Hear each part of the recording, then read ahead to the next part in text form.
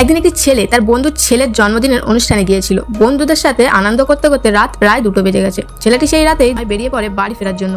বন্ধুরা অনেক বাধা দিলেও শোনেনি ছেলেটি। বন্ধুর বাড়ি ফেলে রেখে বেশ কিছুটা এলেই বড় একটি কবরস্থান। একেই একা, তারপর রাতও হয়ে গেছে। এই ভেবে ছেলেটি জোরে বাইক চালায় কবরস্থানটা পার করার জন্য। যেতে যেতে সে হঠাৎ দেখে কবরস্থানের শেষ মাথায় একজন মেয়ে দাঁড়িয়ে হাত নাড়িয়ে সাহায্য চাইছে। প্রথমে ছেলেটি ভেবেছিল মেয়েটি হয়তো বিপদে পড়েছে, একটু হেল্প করে দিই। তবে মেয়েটির কাছাকাছি যেতেই দেখা যায় সেখানে কেউ নেই।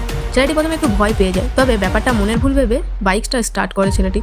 2 মিনিট যেতেই গাড়ির সামনের চাকায় একটা শিয়াল এসে পড়লো। ছেলেটি বাইক থেকে পড়ে যায়, আর সেই শিয়ালটা ছেলেটিকে কিছুক্ষণ বেশ ভয়ঙ্করভাবে দেখে তারপর শিয়ালটা সেখান থেকে পালিয়ে যায়। ছেলেটির শরীরে অনেক আঘাত হয়। তারপর ছেলেটি ঝাঁপ করে সেখান থেকে বাড়ি ফিরে আসে। পরদিন সকালে ছেলেটির চোখে পড়ে তার হাতে থাকা রুদ্রাক্ষর মালাটি ছিঁড়ে গেছে, আর তার ওয়ালেটে থাকা ছোট্ট গীতা বইটি এলোমেলো হয়ে আছে। আর সেখান থেকে ছেলেটি জানতে পারে আসলে ওটা কোনো মেয়ে ছিল না। অত রাতে ছেলেটাকে একা পেয়ে ছেলেটি স্বীকার করতে চেয়েছিল, কিন্তু ছেলেটির কাছে গীতা বইটি থাকায় সে প্রাণে বেঁচে যায়।